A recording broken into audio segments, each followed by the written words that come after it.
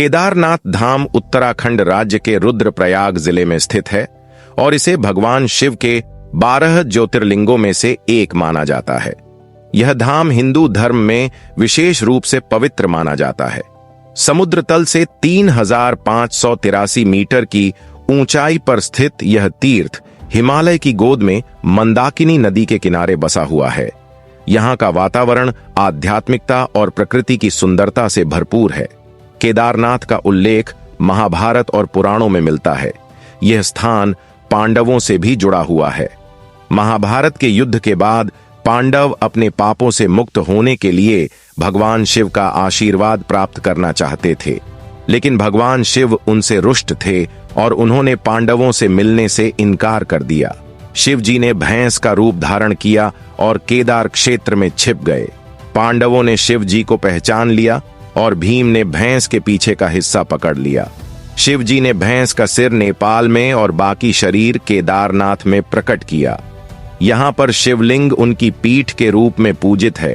केदारनाथ का शिवलिंग त्रिकोणीय आकार का है, जो अपने आप में अद्वितीय है। यह शिव जी के पशुपतिनाथ रूप का प्रतिनिधित्व करता है। ऐसा माना जाता है कि केदारनाथ मंदिर का निर्माण पांडवों के वंशज जन्मेजय ने कराया था। वर्तमान मंदिर का पुनर्निर्माण 8वीं शताब्दी में आदिगुरु शंकराचार्य ने करवाया था। मंदिर के पीछे ही उनकी समाधि है। केदारनाथ के चारों ओर बर्फ से ढकी चोटियां, नदियां और हरे भरे जंगल इसे प्रकृति का अद्भुत उपहार बनाते हैं। यह स्थान 4 धामों में से एक है और पंच केदार तीर्थ का सबसे महत्वपूर्ण हिस्सा है। यह मंदिर के पास से बहती है और गंगा नदी की एक सहायक नदी है।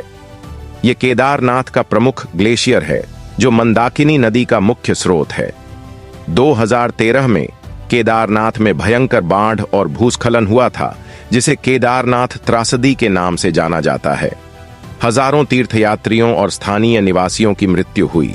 मंदिर को प्राकृतिक आपदा से नुकसान नहीं पहुंचा, जो इसे एक चमत्कार माना जाता है।